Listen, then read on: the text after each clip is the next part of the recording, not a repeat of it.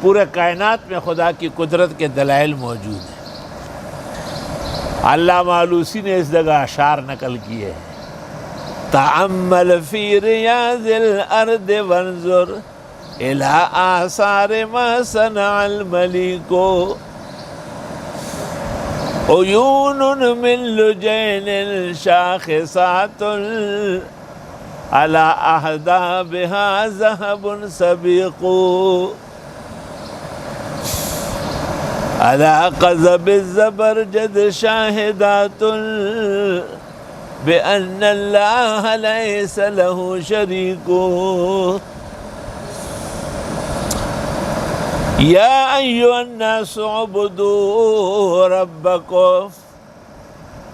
یہاں ایک خاص نکتہ ذہن میں رہے کہ قرآن کریم میں جہاں کہیں عبادت بمعنی وحدت کے ہیں،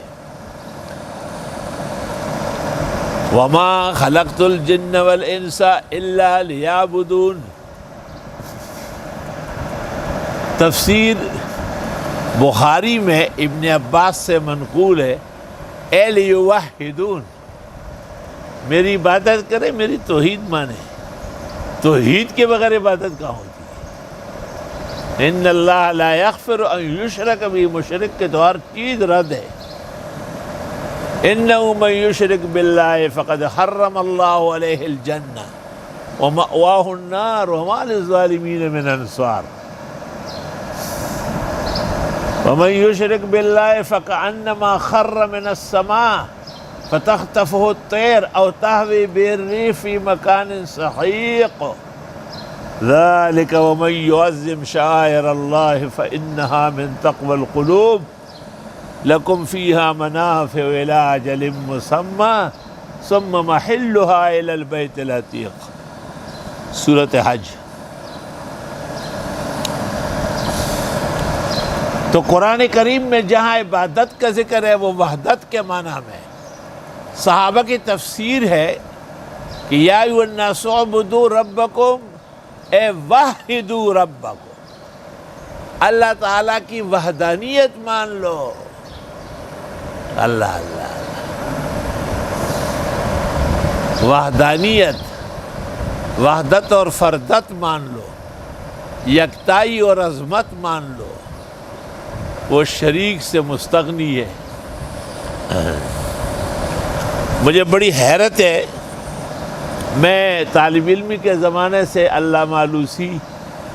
صاحب روح المعانی کا گرویدہ رہا ہوں، اور مجھے ان سے بڑی مناسبت اور بڑی محبت ہے، یہاں تک کہ جب میں بغداد گیا اور علامہ آلوسی کی قبر پر نہیں گیا،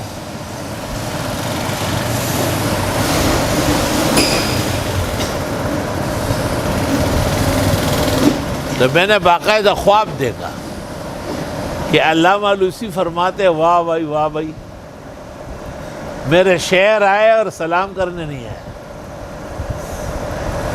میں بہت غمگین ہو گیا، اور میں نے ایجنٹ کو بلایا اور میں نے کہا ڈبل پیسے لے لو، ایک ویزا بغداد کا دوبارہ لگا دو۔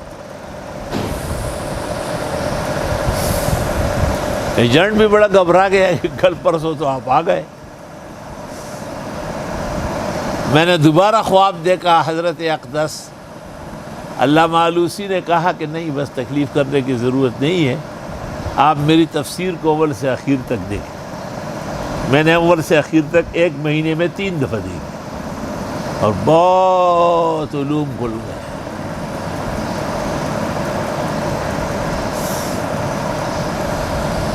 دو تین دفعہ میرے دل میں آیا کہ میں حضرت سے کہوں کہ حضرت نے ایک فحش غلطی کی، آپ کی شان اور دربار کے لائق نہیں تھی،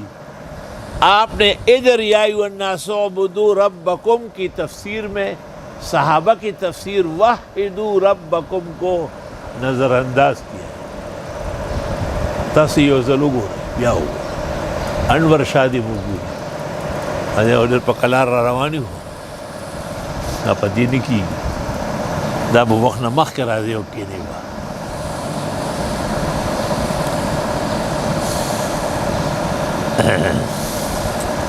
دا زما یو اشکال په علامه علوسی باندې دی چې لکه ټولو خلکو السراج المنیر میں ہے وحدو ربکم، البحر المحیط میں ہے وحدو ربکم، احکام القرآن قرطبی میں ہے وحدو ربکم، تفسیر کبیر میں ہے وحدو ربکم، مدارک میں ہے وحدو ربکم، اور مواہب میں ہے وحدو ربکم۔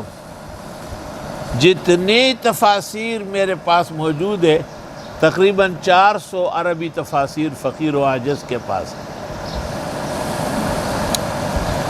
لیکن علامہ آلوسی بغدادی جو سب سے جامع مفسر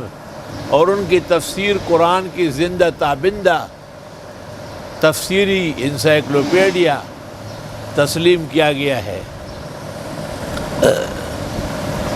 وہاں یہ کمی رہ گئی۔ تفسیر ابن کثیر میں وحدو ربکم، تفسیر جامع البیان میں ابن جریر کہتے ہیں وحدو ربکم، تفسیر دقائق میں ابن تیمیہ کہتے ہیں وحدو ربکم، تفسیر بدائع میں ابن قیم کہتے ہیں وحدو ربکم۔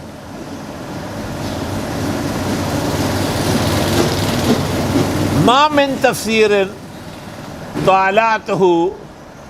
وراجعت فيه إلى هذه الآية فوجدت فيها بأنه فسر العبادة